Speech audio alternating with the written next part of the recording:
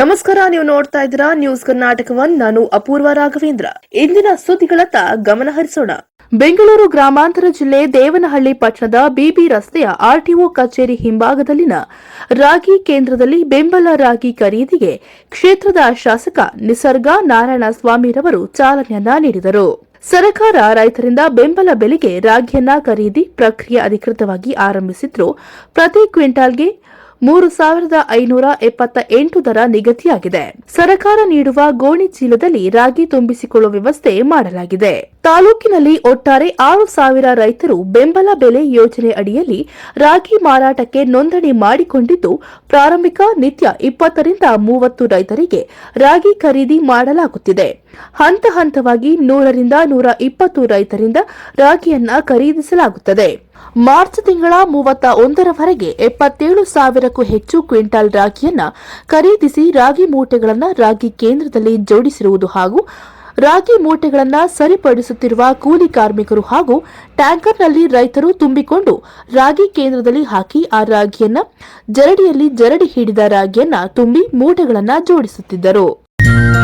ಈ ಸಂದರ್ಭದಲ್ಲಿ ರಾಗಿ ಖರೀದಿ ಕೇಂದ್ರದ ಅಧಿಕಾರಿ ಅಚ್ಯುತ್ ರವರು ಮಾತನಾಡಿದರು. ಇದು ಸ್ಟಾರ್ಟ್ ಮಾಡಿ 15 ದಿನ ಆಯಿತು. ಇಲ್ಲಿ ಗಂಟನು ಎಷ್ಟು ಕ್ವಿಂಟಲ್ ಬಂದಿದೆ ರಾಗಿ, ಮತ್ತು ಅದಕ್ಕೆ ಯಾವ ರೀತಿ ನೀವು ಇದು ಮಾಡ್ತಾ ಇದ್ದೀರಾ? ಇನ್ ಕೇಸು ಕಸ ಏನಾದರೂ ಬಂದಾಗ ಜಾಸ್ತಿ, ಕೆಲವೊಂದು ರಾಗಿಯಲ್ಲಿ ಕಸ ಜಾಸ್ತಿ ಬಂದಾಗ ಅವನ್ನ ಏನು ಮಾಡ್ತೀರಾ? ನಮಸ್ಕಾರ ಸರ್. ಇಲ್ಲಿವರೆಗೂ ನಾವು ಸುಮಾರು 15ರಿಂದ 16,000 ಕ್ವಿಂಟಾಲ್ ನಾವು ಪರ್ಚೇಸ್ ಮಾಡಿದ್ದೀವಿ. ಸುಮಾರು 1,200ರಿಂದ 1,300 ರೈತರುಗಳಿಂದ ರಾಗಿ ಖರೀದಿನ ಆಲ್ರೆಡಿ ಮಾಡಿದ್ದೀವಿ. ಸರ್ಕಾರ ಏನು ನಿಗದಿಪಡಿಸಿದೆ ಅದೇ ಪ್ರೊಸೀಜರಲ್ಲಿ ರೈತರಿಂದ ಬಂದಂಥ ರಾಗಿನ ಸುರಿಸಿ, ಮತ್ತು ಯಾವುದು ನಮಗೆ ಅನುಮಾನ ಬರ್ತದೆ ಅವನ್ನೆಲ್ಲ ಜಲ್ಡಿಗಿಡಿಸಿ ಕೆಲವು ತುಂಬ ಕಳಪೆ ಬಂದಿದ್ದನ್ನು ರೈತರಿಗೆ ವಾಪಸ್ ತಗೊಳ್ಳೋಕೆ ಕೇಳಿ ಜಲ್ಡಿ ಹಿಡಿಸಿ ತಂದುಕೊಡಿ ಅಂತೇಳಿ ಅವ್ರಿಗೆ ಕನ್ವಿನ್ಸ್ ಮಾಡಿ ಸುಮಾರು ರಿಜೆಕ್ಟ್ ಕೂಡ ಮಾಡಿ ಕಳ್ಸಿದ್ದಾರೆ. ಆದಾಗ ಏನಾದರೂ ಸಮಸ್ಯೆಗಳು ಉಂಟಾದಾಯ್ತಾ? ಸಮಸ್ಯೆ ಏನಿಲ್ಲ. ಅಂದರೆ ಏನಂದರೆ ಈಗ ರೈತರು ಅಲ್ಲಿಂದ ಎಲ್ಲ ಹೊರಗಡೆಯಿಂದ ತಂದಿರ್ತಾರೆ, ಕುಂದಾಣ ಭಾಗ ಆ ಕಡೆಯಿಂದ ಎಲ್ಲ ತಂದಿರ್ತಾರೆ. ಮತ್ತೆ ನೀವು ಅದನ್ನು ವಾಪಸ್ ಕಳ್ಸ್ಕೊಬೇಕು ಹೋಗಬೇಕು ಅಂದಾಗ ಅದೇನಾದರೂ ಅಡ್ಡಿಪಡಿಸ್ತಾರೆ? ಆ ಥರ ಏನಿಲ್ಲ. ಪಾಪ ರೈತರು ತುಂಬ ಚೆನ್ನಾಗಿ ಕೋಆಪ್ರೇಟ್ ಮಾಡ್ತಾವ್ರೆ. ಜಲ್ದಿ ಇಲ್ಲಾಂದರೆ ನಾವೇ ಜಲ್ದಿ ಕೊಡ್ತೀವಿ, ಜಲ್ದಿ ಹಿಡಿದು ನೀವು ಸರಿ ಮಾಡಿಕೊಡಿ ಅಂತ ಕೆಲವು ಕಮ್ಮಿ ಕ್ವಾಂಟಿಟಿ ಇರೋರಿಗೆ ಹೇಳ್ತೀವಿ. ಜಾಸ್ತಿ ಇರೋರಿಗೆ ನೀವು ಊರಿಗೆ ಹೋಗಿ ಮಾಡ್ಕೊಂಬನ್ನಿ ಅಂತ ಹೇಳಿದ್ಮೇಲೆ ಅವರು ಏನಾದ್ರು ಬಂದಿದೆ ರಿಜೆಕ್ಟ್ ಮಾಡಿ ಕಳಿಸಿದ್ವಿ. ಬಂದಿದೆ ಸುಮಾರು ಡೈಲಿ 1-2 ದಿನಕ್ಕೆ 1-2 ಹೋಗುತ್ತೆ ಅಂತ. ಪಾಪ ಅವ್ರು ಕೋಆಪ್ರೇಟ್ ಮಾಡಿದ್ದಾರೆ. ನಮ್ಗೆ ಯಾವ ಥರ ತೊಂದರೆನೂ ಕೊಟ್ಟಿಲ್ಲ. ಆಯಿತು ಸರ್, ನಾವು ಕ್ಲೀನ್ ಮಾಡ್ಕೊಂಬರ್ತೀವಿ ಅಂತ ಹೇಳಕ್ಕೆ ಹೋಗಿದ್ದಾರೆ. ಅದಕ್ಕೆಲ್ಲ ಒಪ್ಕೊಂಡಿದ್ದಾರೆ. ಅವ್ರಿಗೆ ಯಾಕಂದರೆ ಅವ್ರ ಕಣ್ಣು ಮುಂದೆ ಜಲ್ಡಿಗೆ ಆಗ್ತವೆ, ಎಷ್ಟು ಗಲೀಜು ಬಂದಿದೆ ಅಂತ ಅವ್ರಿಗೆ ಕಣ್ಣು ಕಾಣುತ್ತಲ್ಲ. ಹಾಗಾಗಿ ಅವರೇ ಸ್ವಯಂಕೃತವಾಗಿ ಇಲ್ಲ ಸರ್ ತಪ್ಪಾಗಿದೆ, ನಾವು ಸರಿ ಮಾಡ್ಕೊಂಬರ್ತೀವಿ ಅಂತ ಒಪ್ಕೊಂಡು ಹೋಗಿರೋದು ನಿದರ್ಶನಗಳಿದೆ.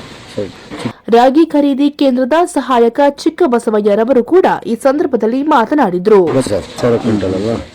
ಸರ್, ಈಗ ಕಳೆದ ಬಾರಿ ಇವರು ಇರಲಿಲ್ಲ. ಕಳೆದ ಬಾರಿ ಬಂದಿರ್ತಕ್ಕಂಥ ರಾಗಿಗೂ ಈ ಬಾರಿ ಬಂದಿರ್ತಕ್ಕಂಥ ರಾಗಿಗೂ ಏನಾದರೂ ವ್ಯತ್ಯಾಸ ಇದೆ ಅಥವಾ ಏನಾದರೂ ಕಸ ಏನಾದರೂ ಮೊದಲು ಜಾಸ್ತಿ ಬಂದಿತ್ತು ಲಾಸ್ಟ್ ಇಯರ್, ಈ ಥರ ಬಂದಾಗ ಏನಾದರೂ ಇದೆಯಾ? ಸರ್, ಕಳೆದ ಬಾರಿ ಮಳೆಗಾಲ ಜಾಸ್ತಿ ಇತ್ತು, ಹಂಗಾಗಿ ಸ್ವಲ್ಪ ಕಪ್ಪಿತ್ತು ಅಷ್ಟೇನೆ. ರಾಗಿ ಒಳ್ಳೆ ಗುಣಮಟ್ಟ ಚೆನ್ನಾಗಿತ್ತು. ಈ ಸಾರಿ ಮಳೆಗಾಲ ಸ್ವಲ್ಪ ಮಳೆಗೆ ಸಿಕ್ಕಲಿಲ್ಲ. ರಾಗಿ ಒಳ್ಳೆ ಕೆಂಪಾಗಿ ಒಳ್ಳೆ ಉತ್ತಮ ರೀತಿ ಈ ಸಾರಿ ಬಂದಿತ್ತು.